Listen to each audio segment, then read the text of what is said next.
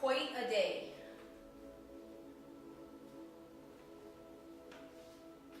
Quite an incredible day. Okay. Behind the scenes. Behind the scenes, and it's early behind the scenes, which means, okay.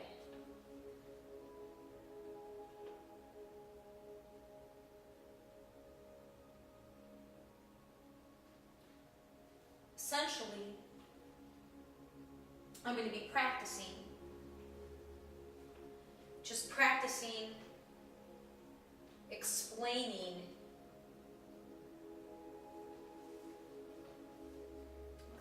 okay, you're still thinking too much, don't think too much, don't think too much, don't think too much. Okay, don't think too much. It's like I have to engage as if the camera's not even on. I have to engage as if, okay. And the better I get at reacting to the camera being on or off, like it makes no difference. It's just real. It's just being 100% real all the time. If you're just real all the time and just allowing yourself to be fully in each situation as they arise, not feeling the need to be a particular way for anybody else, but just to be you.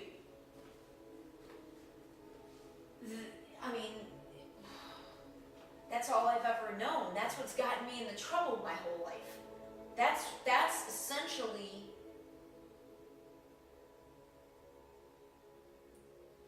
the biggest way in which I never fit in.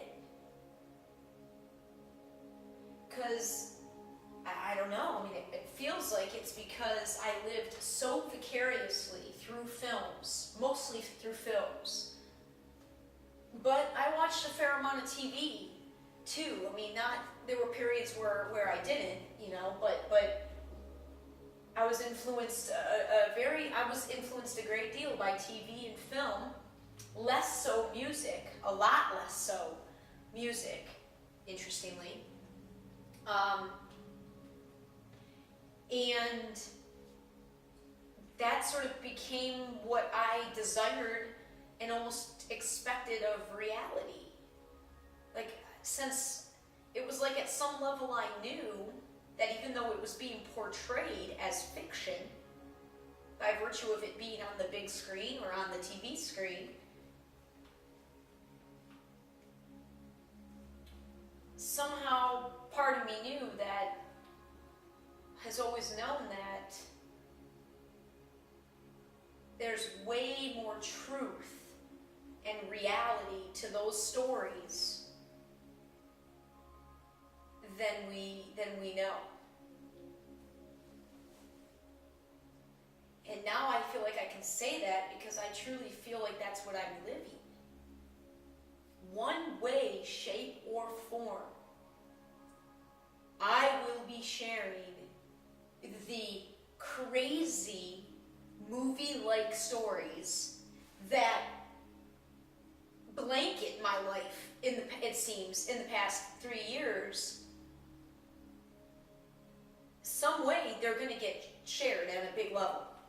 Like, I'll figure out a way ultimately to put it to words. I mean, I have a substantial start from a number of different angles. The love story portion, for example. I think I could sell just what I have written about the love story right now. And the only hint I'll give you, and it's kind of a big hint, it's a big hint if you've been, it's a big hint to some. 2 weeks notice, the movie 2 weeks notice. I've got a story that is, I mean, I'm credible in this sense. I watched a lot of films. I tend to be a pretty tough critic of, like kind of a film, I wouldn't say a film snob, because I appreciate any artistic, I appreciate all of them. Um, I know a good movie when I see a good movie. And 2 Weeks Notice, you know, I mean, it's a chick flick, right? It's a Hollywood type movie. There's a place for those. It's not, 2 Weeks Notice wasn't a thinking intellectual movie, you know, and those tend to be my favorite because I'm a freak, you know, because I love thinking. I love letting my mind do what I'm letting it do right now, which is just go where it wants to go and dance with all the different aspects, all the different parts of life that I want to focus on. And it, like, I just get so excited with all of it. I just get so excited with all of it. And so I love the heady shit. I love those heady movies. They're some of my favorite ones. But 2 Weeks Notice and the romantic ones, who doesn't love those movies? I mean, practically every single Hugh Grant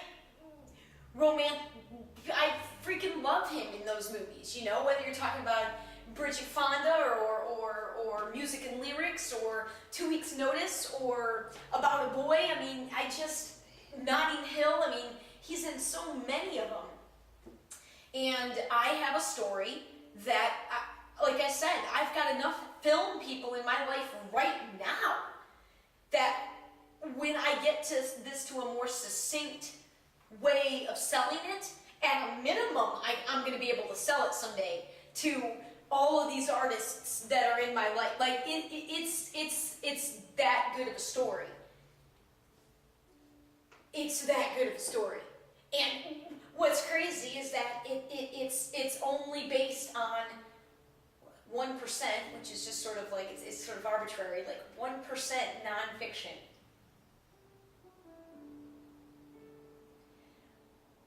What kind of person, like, I went to a party last night, a birthday party.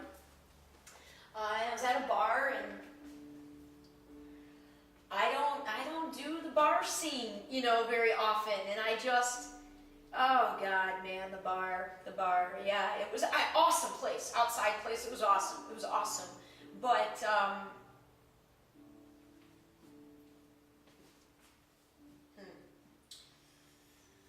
oh man, it's like one big mating call. I can't believe I'm going to be in Seattle in a week. And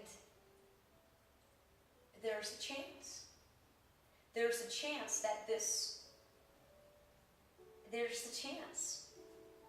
incredible story that's almost entirely fiction in my head, that it can actually be true. The other person is aware. There's a chance. There goes the second aspect of me. I've just named the second one that caused me to be on such a fringe in terms of the way I've always lived in the world. The first one being, from earlier in the conversation, the notion of I've just always been real. Like, I don't have the capacity to bullshit or kiss your ass or brown. I just don't have it. Yet I wasn't at all one of those friends or one of those people who, you know, was abrasive or bitch, because I was terrified to share my own opinion because it might upset somebody. I didn't want to upset anybody. So it's like the weirdest thing. I wasn't at all fake. I just molded myself to every single situation in the way that sort of pleased the most number of people, lumping me in with everybody. So I never, you know, and so I just, that